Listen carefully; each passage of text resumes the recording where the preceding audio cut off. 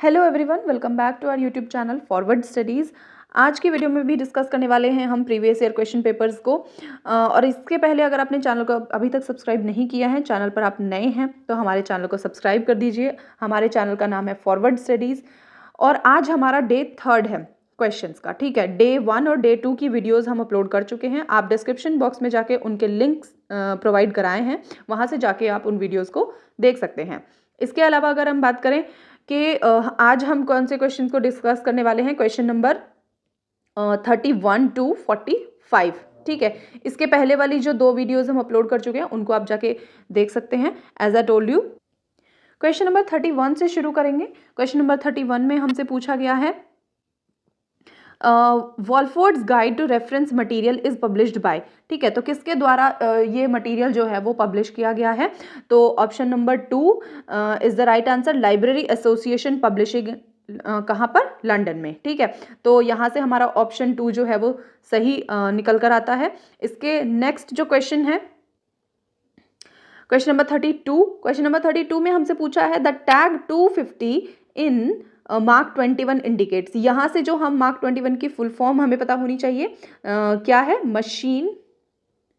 Machine readable catalogue. ठीक है, कैटालॉगिंग। इसके अलावा बात करें मार्क 21 को आप किस तरह से समझ सकते हैं कि ये क्या है? एक सेट ऑफ कोड्स है, सेट ऑफ कोड्स कह सकते हैं। ठीक है, या फिर कंटेंट डिजाइनर कह सकते हैं, जो कि डिफाइन करता है एनकोडिंग मशीन रीडेबल रिकॉर्ड्स को। ठीक है, तो ये इसके बारे में पढ़ा। इसके अलावा जो इसका फॉर्मेट है, 5 टाइप्स ऑफ डेटा को डिफाइन करता है, जिसमें कि आपका पहला आता है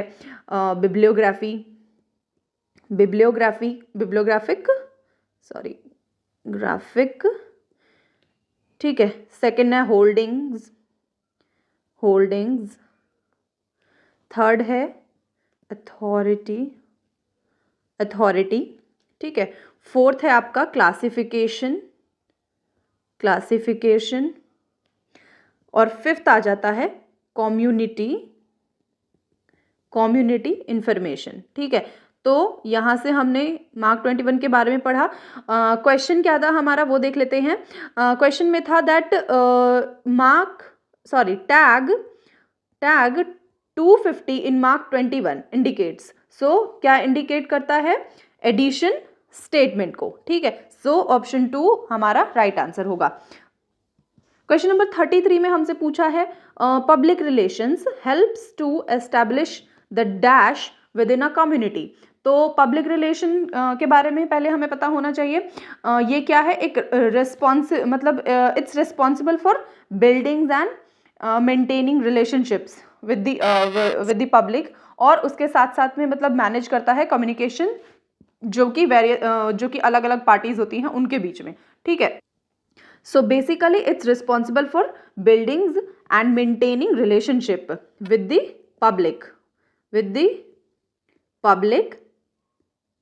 public and as well as managing communications between various parties। ठीक है, समझे? तो यहाँ से हमारा क्या मतलब, हमें क्या पता चलता है कि जो पब्लिक रिलेशंस है उसका पर्पस क्या है? उसका पर्पस है कि रिलेशनशिप को डेवलप करना। किसके बीच में? लाइब्रेरी, गवर्नमेंट अथॉरिटीज़ और उसके यूज़र्स के बीच में। ठीक है, तो यहाँ से हमने पब्लिक रिलेशंस को पढ़ा। तो इससे हमारा आंसर क्या निकला कि ये हेल्प करता है एस्टैब्लिश करने में विद इन अ कम्युनिटी किस चीज़ को। ठीक है, सो इमेज एंड पोजिशन। यहाँ से जो हमारा आंसर निकला है इमेज एंड पोजिशन। ठीक है, क्वेश्चन में बात करिए 34 में, what type of information sources are almanacs. ठीक है, तो इसमें हमारा ऑप्शंस क्या हैं? Directory, bibliographies, dictionary and ready references. तो ready references is the answer.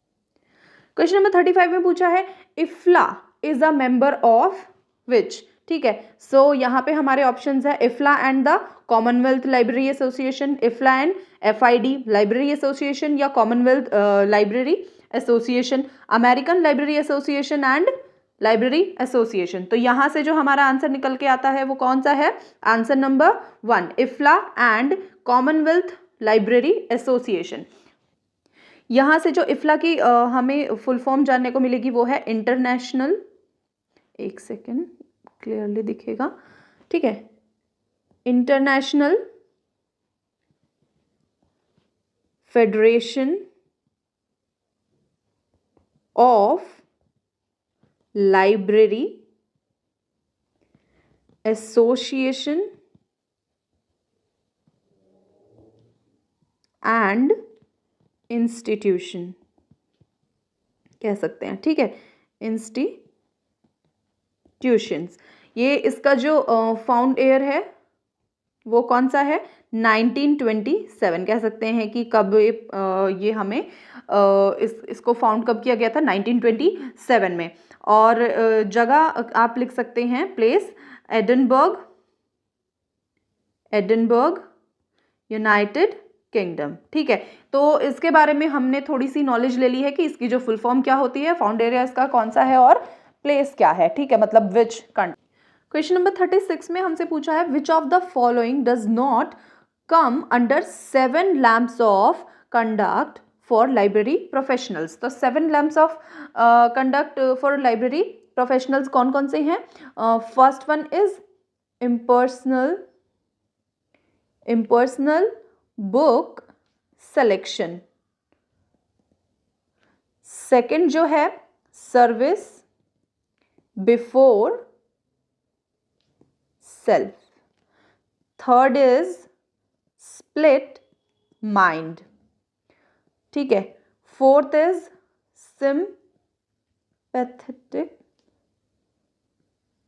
sympathetic। 5 is fact। 6 is industry and the 7 is scholarship, ठीक है, स्कॉलरशिप। तो यहाँ से हमने जो 7 लैम्प्स ऑफ कंडक्ट हैं किसके, लाइब्रेरी प्रोफेशनल्स के, वो देखे।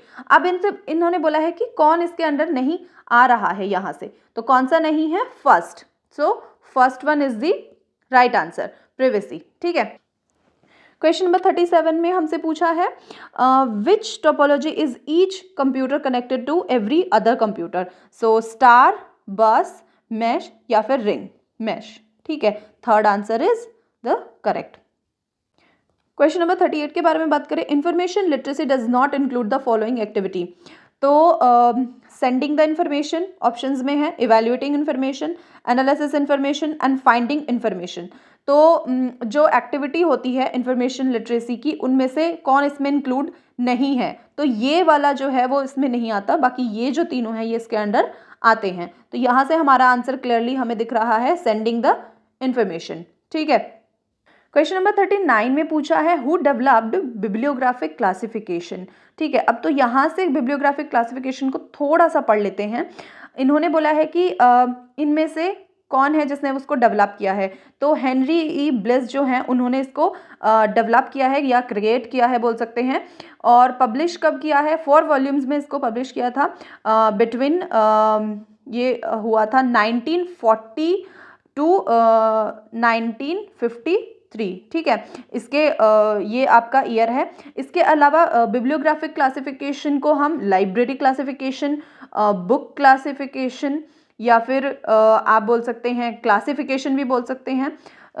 ये सब इनको मतलब इसी के नाम आते हैं, ये इस तरह से क्वेश्चंस में पूछ लिया जाता है। इसके अलावा आप अगर बात करें कि इसके मतलब आप इसको कैसे समझेंगे, तो ये क्या है, ये एक प्रोसेस है, process of arranging, grouping, coding और मतलब ऑर्गेनाइज करते हैं बुक्स को या फिर जो अदर लाइब्रेरी मटेरियल होता है उसको, ठीक है। तो bibliographic classification developed by Henry E bless. Question number 40 में हमसे पूछा है what is third in the Trinity of a library along with users and documents. तो यूज़र और डॉक्यूमेंट्स के साथ में थर्ड जो इसकी ट्रिनिटी है वो क्या है, बिल्डिंग है, मटेरियल है, लाइब्रेरियन है या फिर स्टाफ है। सो स्टाफ, ठीक है, स्टाफ इसका थर्ड ट्रिनिटी है। क्वेश्चन नंबर 41 में पूछा है the process of covering digital signals into analog signals is known as demodulation, conversion, modulation multiplexing. तो यहाँ से आंसर कौन सा निकल के आता है? मॉड्यूलेशन। ठीक है, थर्ड। क्वेश्चन नंबर 42 में हमसे पूछा हुआ है, who is the author of rules for a dictionary catalogue? Options में है C.A. Cutter, A. पनीजी, W.C.B. Shares, Margaret man. Answer है हमारा फर्स्ट, चार्ल्स एमी कटर। ठीक है, यहां से इसका आंसर है फर्स्ट वाला। The 6th edition of colon classification was published in which year? तो कॉलन क्लासिफिकेशन का जो 6th एडिशन बोला है, 6th एडिशन कब आपको देखने को मिला था? 1960 में। तो यहाँ से इसके जो हम बाकी के जो इसकी सीरीज़ है, मतलब पूरी जो रंगनाथन के द्वारा इसकी सीरीज़ दी गई है एडिशन की कॉलन क्लासिफिकेशन के, वो देखते हैं। फर्स्ट का जो ईयर है वो था 1933, सेकेंड था 1939, थर्ड आपका था 1950, फोर्थ था 1952, फिफ्थ जो था 1957 में था, और सिक्स था 1960 जो हमने अभी देखा, सेवेंथ जो था 1987। ठीक है, तो ये जो है सारे एडिशन हैं जो दिए गए थे कॉलन क्लासिफिकेशन के।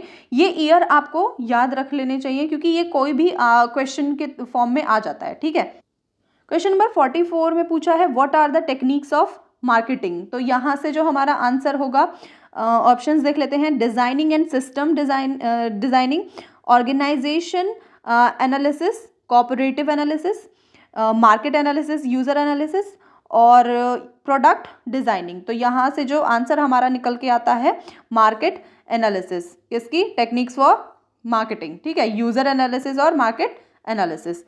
The idea of the serve faucet was developed by whom? ठीक है, तो यहाँ से हमारा जो आंसर आता है वो आता है निकल के जीन एचिसन। ठीक है, तो जीन एचिसन थे जिन्होंने ये जो बुक है इनके द्वारा लिखी गई है, या बोल सकते हैं इनके द्वारा हमें मिली है। 1969 इसका ईयर है और इसमें लगभग 16,000 आपको जो इंडेक्स बोल सकते हैं, इंडेक्स टर्म्स हैं। ठीक है, जिसमें कि मतलब एक्टिविटी यूज टर्म्स हैं जो इंडिविजुअली कोड सिंबल्स को यूज़ करते हैं। 7,000 एंट्री पॉइंट्स हो गए, लीड इन टर्म्स हो गए, कवरिंग जैसे जो सिनोनियम्स हो गया, फॉर्म्स ऑफ इंडेक्स टर्म्स, वो सारा इसमें दिया गया है। ठीक है, तो किसके द्वारा हमें ये जो आइडिया है पूरा दिया गया है, या बुक कह सकते हैं आप, जीन एचिसन। ठीक है, तो यहाँ तक हमने 15 क्वेश्चंस को कवर किया है। आपको ये वीडियो पसंद आई हो और इसके अलावा अगर आपको कोई भी क्वेरी है क्वेश्चंस को लेके, तो आप हमें कमेंट में अपना क्वेश्चन पूछ सकते हैं। इसके अलावा चैनल को सब्सक्राइब कर दीजिए और पहले की जो 2 वीडियोस हमने अपलोड करी हैं उनको ज़रूर देख लीजिए। It will be helpful for you. So this is for today. Thank you.